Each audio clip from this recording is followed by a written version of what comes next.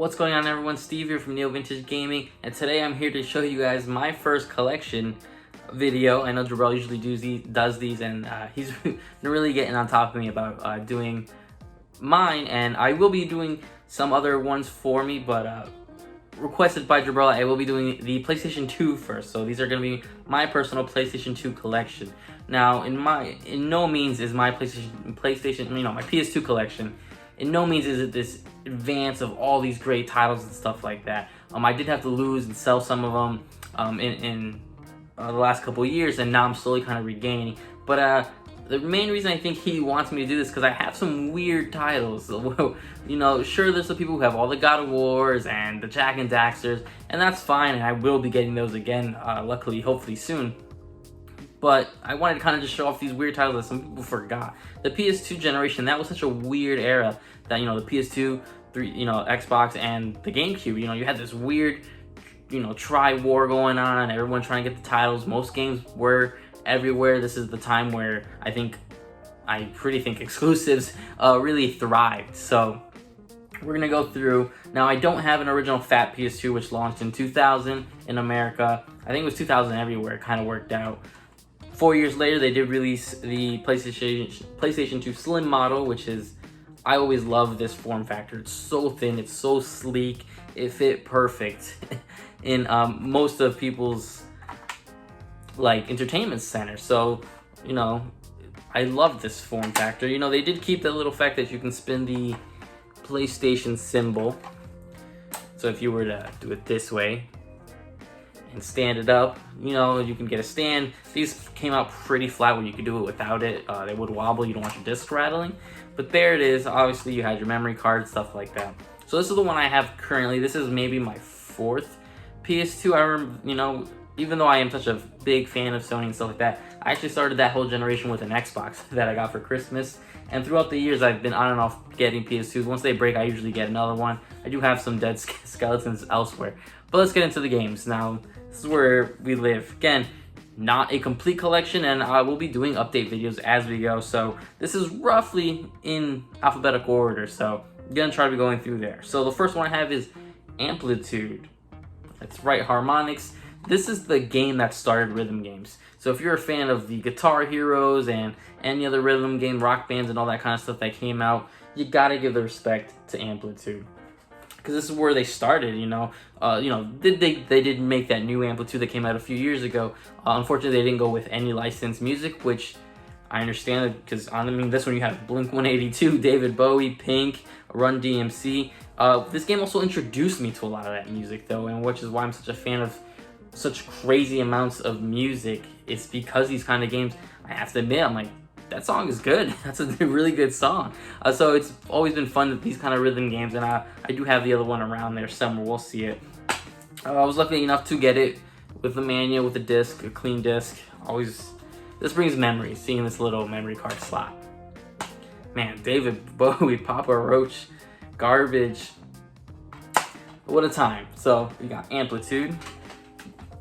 Moving on, I'm gonna do the next couple in a section, which is pretty much the PS2's bundle of Crash games. So you have Crash Bandicoot Wrath of Cortex, which was, I believe, one of the first ones to be not without Naughty Dog and Sony specifically. I know it was Traveler's Tales and Konami and Universal had their kind of stuff with this. This is very much a Crash game through and through. Then you had Twinsanity, which was the last Crash game we saw for a long time in its original form, the way you expect it. Now, the cartoony, this was always over-the-top kind of aspect. I always say this is where Crash Bandicoot ended before they kind of rebooted him with those tattoos and stuff. Again, love the vibrant green, able to get it with the manual. Because this is Vivendi, so this was them.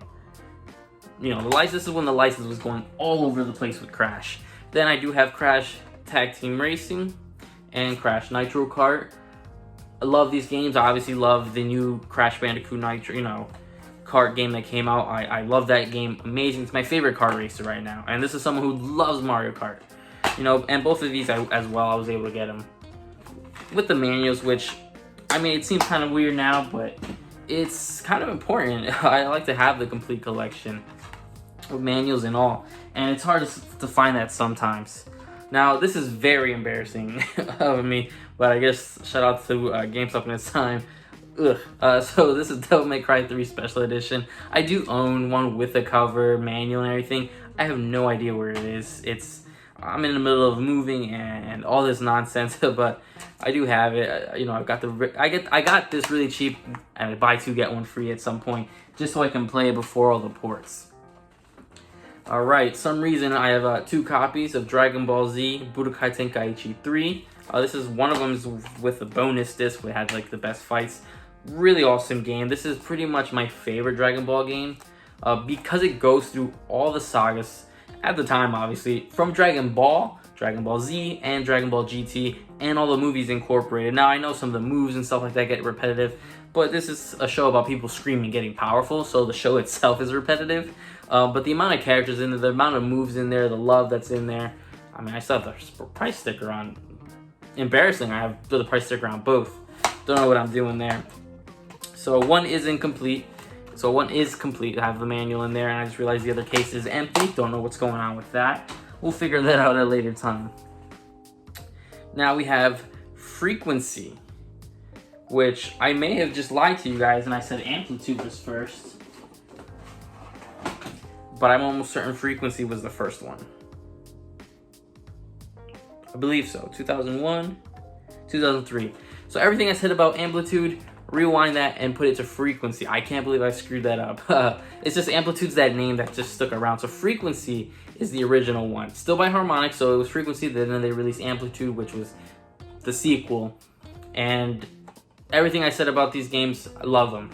Some of the bands that came out on this one, no doubt. Orbital, Jungle Bros, Power Man 500, 5000 I mean. This one has a lot less iconic people, which makes sense now that the Amplitude, the sequel, was a little bit more licensed music. So there you go, Frequency and Amplitude. Some great games. I love having those.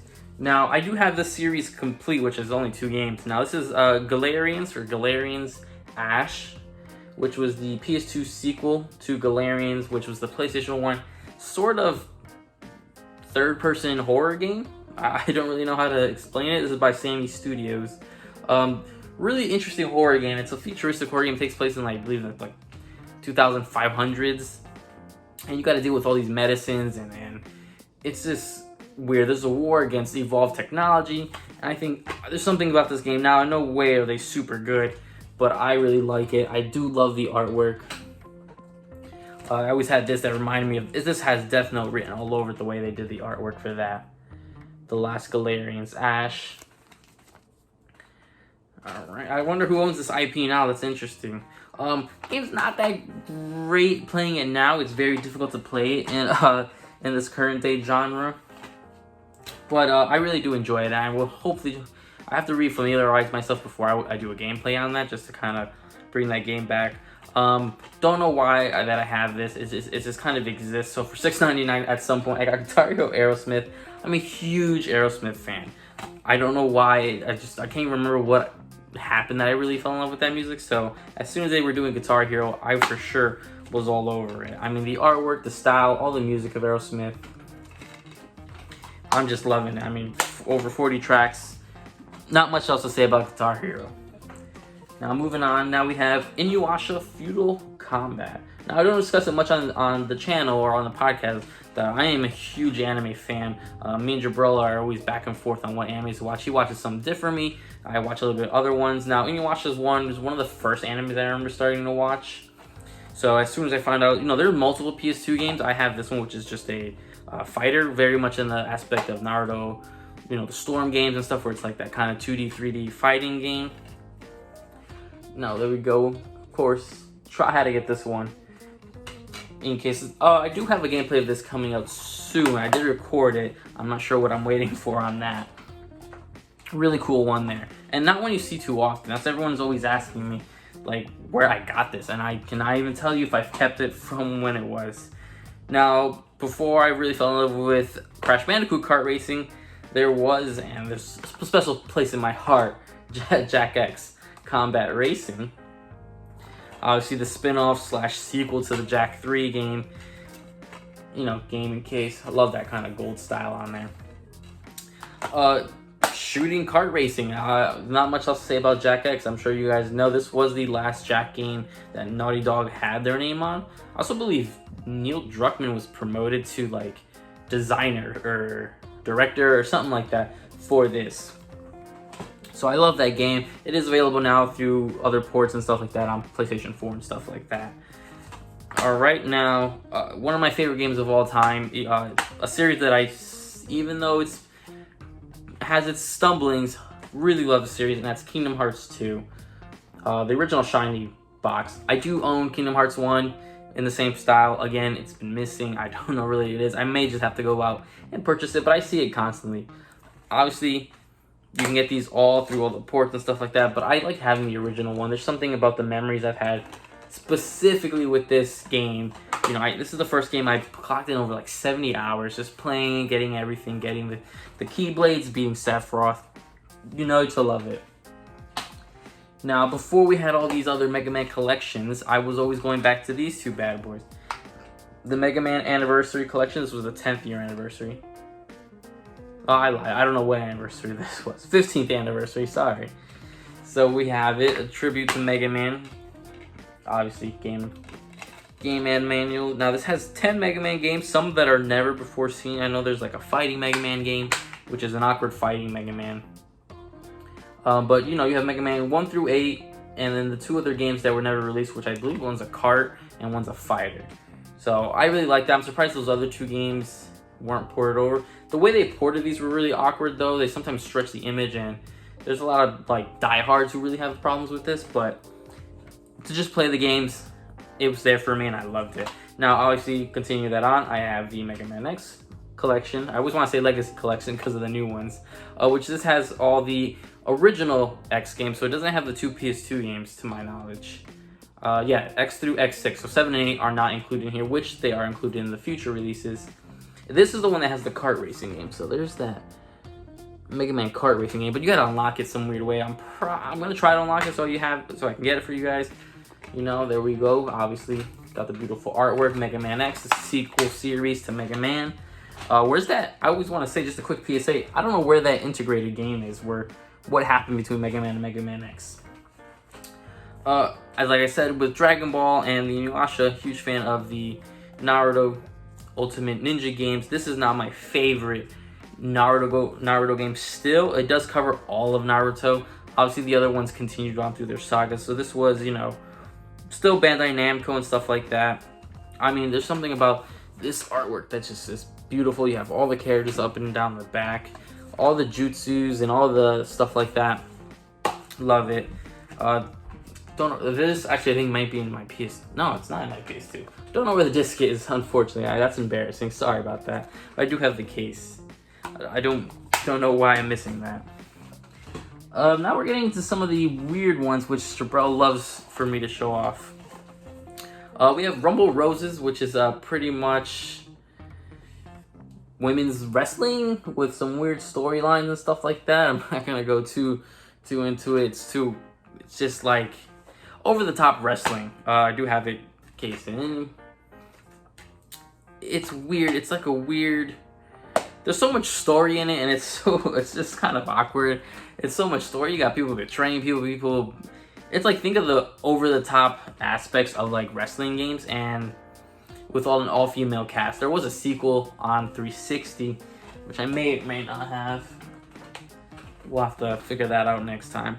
Now, I do have a gameplay of this coming out soon. I'm just trying to get a little bit more familiarized with it. Now, this is a Square Enix Musashi Samurai Legend. Now, this is a sequel in a sorts to another game that came out. Obviously, you can tell that's Square Enix. Look at that style. Look at the artwork. Just look at that. You know it's Square Enix. Like a weird third-person, almost top-down action game.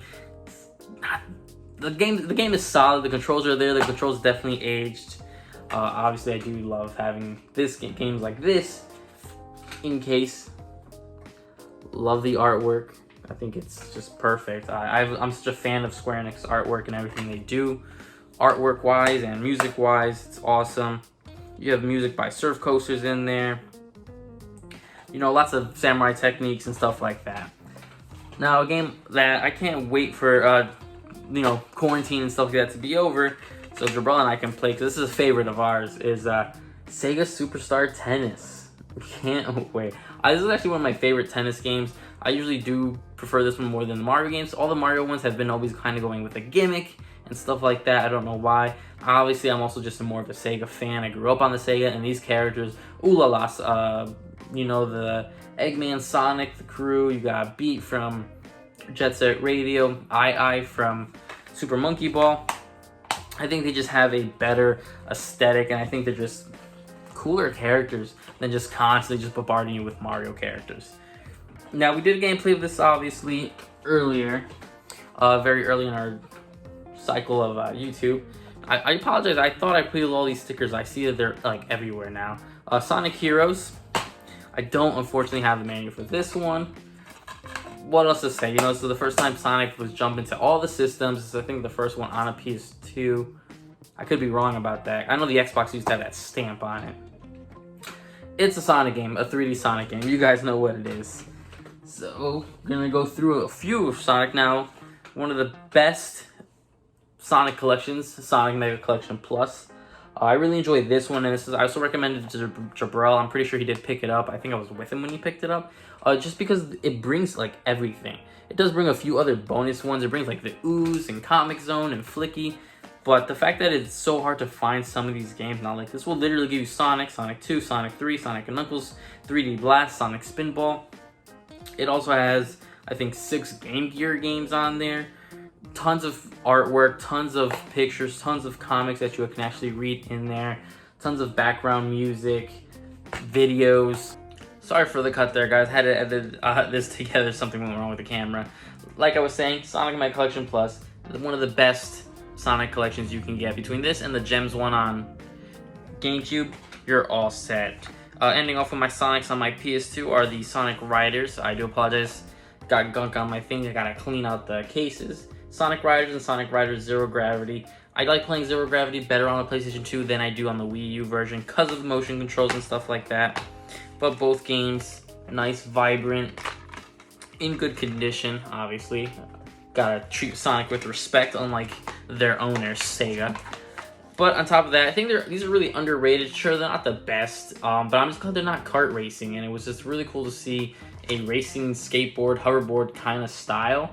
And it sucks because the best one, mechanically, story-wise and stuff, is Free Riders, and that is attached to the Xbox Connect, which I do have back there.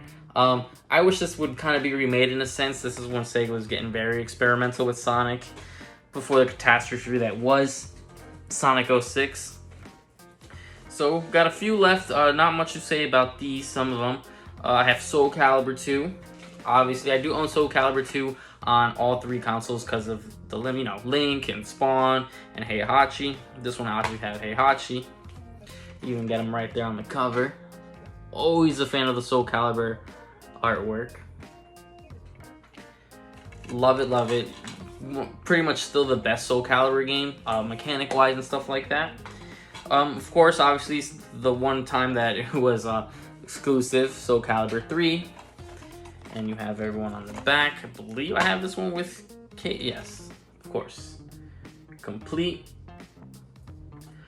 Sequel to obviously one of the biggest fighting games ever. And for the most part, landed. I know some people have some issues with the way some of the mechanics work. This is where you first started getting your Create a Fighter, which really took off in the future series. Big fan of Soul Calibur. Big fan of the artwork, the fighting style, the weapons. All of it. Love all of it. And that... these are newer to my collection. Well, one I got at a game convention with Jabril. The other one just came in not too long ago, so I do apologize. I don't have a way to take this off without ruining it just yet. And that's the 2 Beautiful Joe games. The main course of Beautiful Joe games. And I'm pretty sure I got them all in case. I got Beautiful Joe 2 so cheap at a game convention with Jabril. We were so happy to get it. I was able to get it for like 10 bucks, complete in case. Now, these games are such weird games to talk because they're side-scrolling with low platforming, but mainly brawlers. Obviously, with the movie aesthetics, the artwork, everything about this game. Capcom is sitting on it. I know it's got to come back to an extent. This is superheroes in such a new way and in such an exciting way, with the style, the way the characters interact with each other, the way the enemies are. You get to switch between Joe and Sylvia, who each have their own powers. And if I remember correct, I know at least on the first one, you get to play as Dante, which was exclusive to the PS2 versions. They were not brought over, you know, it was never updated on the GameCube. But, you know, this is the first 2D/3D very game that I really love. It's awesome. You fight, you know, using, you know, you're in the movie world, fighting these over-the-top movie villains. Capcom, we need a collection, we need a sequel, we need everything. I know there was a few other ones, you know, spin-offs that came out on DS and PSP and GameCube, but first I want a Beautiful Joe collection, and I want Beautiful Joe 3. So the last one I have in my PS2 collection for today, you guys, is a gameplay that did go up, and that's Yanya Cabalista. I always screw it up. Yanya Cabalista City Skater. Now this is from Koei, I believe it was 2000s. I think it was early, like 2001, and it's a weird action skating game where you skate against ghosts. I always call them ghosts, they're aliens. I don't know what's wrong with me. Unfortunately, the disc is actually still in my PlayStation 3. That's how I recorded the gameplay for you guys. It's a weird skating game. I mean, I love the artwork. I love the cast of characters that it's on there. It's an interesting idea that they tried to release this with a deck, pretty much a tech board that you would put it on your analog stick and play that way, and it was terrible. So, sorry for that edit, guys. Someone tries to interrupt me. So I do think I have that board somewhere. I'm not really too sure. But it's a terrible way to play the game. Even, you know, the controls itself is the biggest issue with this game, is just how awkward it is and how slow paced it is. And it's not supposed to be the Tony Hawk. You know, it's not supposed to be anime Tony Hawk. It's not supposed to be that. But it's, you know, I hope you guys enjoyed this video. It's just kind of getting a look into what my collections are. I will try to do these a little bit more often. I'm really restricted on time and stuff like that. But that's that. I did this video for you guys. Also did it a little bit for Jabril because he wanted me to show these awkward titles. He wanted me to show off the Yan Calabista, the Musashi, you know, the Inuyasha. I have such a weird collection of PS2 games. And I'm sure I do have more floating around. I just finished moving, so I'm really getting them out in the open. As you can see, I have all of them out, and I'm trying to really get through my collections, so you guys can see as Jabril and I's collections grow. We don't swap games really too much. He has his. I do store some of my retro stuff with him in amidst of my tight roomness. But there you go, you guys. Let me know if there's anything here that you guys were super excited to see or forgot about. It kind of sparked the nostalgia a little bit if you guys remember some of these games. And if you want to see any of these gameplays, let me know. I do have a way to get it, obviously, off the PS3 and other form factors.